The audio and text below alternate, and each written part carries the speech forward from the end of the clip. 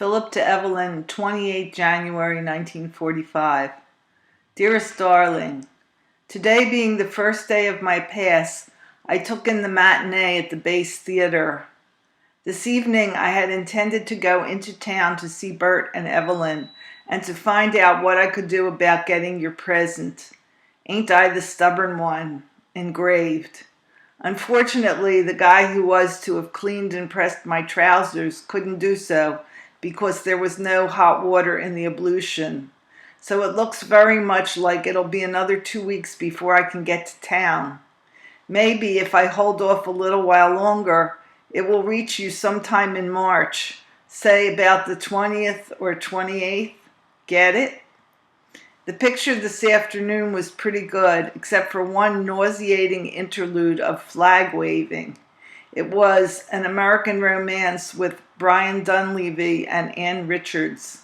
The latter is a very lovely newcomer to the screen, but her performance was every bit as satisfying as her beauty was edifying. The story is one that any schoolboy could have written, but the scope and magnitude of the pictography and the embellishing beauty of the technicolor made the whole thing worthwhile.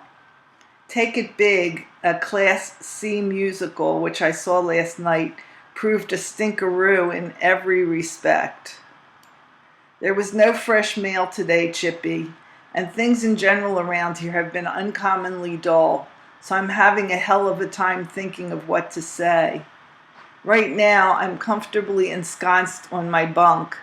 It is warm and cozy here in the hut, thanks to a good wood fire in the stove, and I'm getting drowsier by the minute. My mind just doesn't seem capable of functioning to any extent, and I'm trying desperately to think of the wherewithal for just one more paragraph to fill this page. I've just been consulting your last letter for an inspiration, but nothing doing.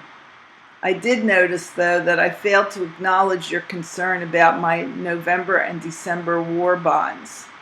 Never fear, honey, they'll turn up eventually. And if they don't, I have the company payrolls to show that the deductions have been made. I'll wait a while longer and then institute inquiries as to what has been holding them up.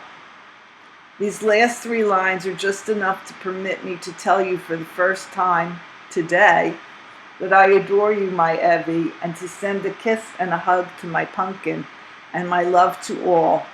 Ever your Phil.